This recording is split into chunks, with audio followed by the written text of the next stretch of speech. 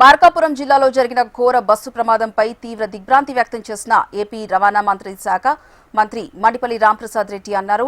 ఘటనా స్థలాన్ని మంత్రి రాంప్రసాద్ రెడ్డి పరిశీలించారు. మృతుల కుటుంబాలకు ప్రగాఢ సానుభూతి తెలిపారు. గాయపడిన వారికి అత్యుత్తమ వైద్యం అందించాలని ఆదేశించారు. ప్రమాద ఘటన వివరాలు సేకరించాలని అధికారులను ఆదేశాలు జారీ చేశారు. రోడ్డు ప్రమాదంలో నిండు ప్రాణాలు కోల్పోవడం విషాదంగా ఉందంటున్న మంత్రి రాంప్రసాద్ రెడ్డితో మా ప్రతినిధి సౌరి ఫేస్ టు ఫేస్.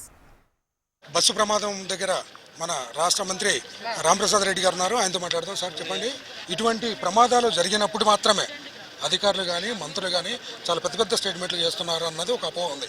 ఎందుకంటే మొన్న కర్నూలులో జరిగింది, 10 మంది చనిపోయారు, ఇప్పుడు 13 మంది చనిపోయారు. దానికి దీనికి ఏమైనా చేంజెస్ వచ్చినాయి? సార్, ప్రమాదాన్ని ప్రమాదంగానే చూడాలి. Accident is every time accident.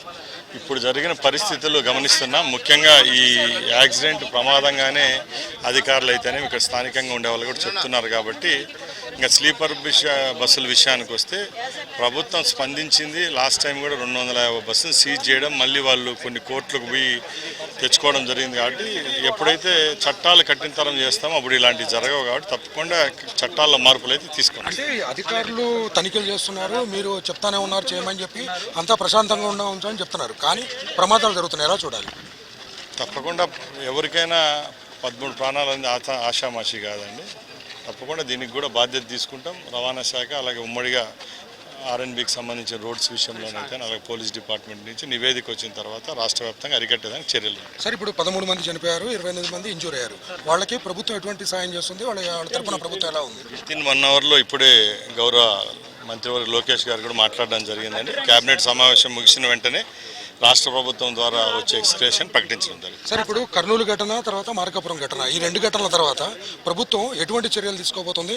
రాబో రోజుల్లో ఈ ఉన్న ఆంక్షలను కానీ లేకుంటే తనిఖీలను కానీ కఠితరం చేసే అవకాశం ఉందా? అంటే ముఖ్యంగా యాక్సిడెంట్ విషయానికి వస్తే స్లీపర్ బస్సులో ఇది 2వ ఘటన కాబట్టి ఇలాంటివి తెలంగాణ అలాగే సౌత్ ఇండియాలో ఎక్కువగా జరుగుతున్నాయి. కాబట్టి స్లీపర్ బస్సుల విషయంలో సమిష్టిగా కేంద్ర ప్రభుత్వం చట్టాలన్నా దాంట్లో చేర్పులు మార్పుల విషయంలో సమీక్షించి తప్పకుండా మా శాఖ కూడా దీని మీద కఠిన చర్యలు ఉంటాయి. ఇది ఇక్కడ ఉన్న పరిస్థితి.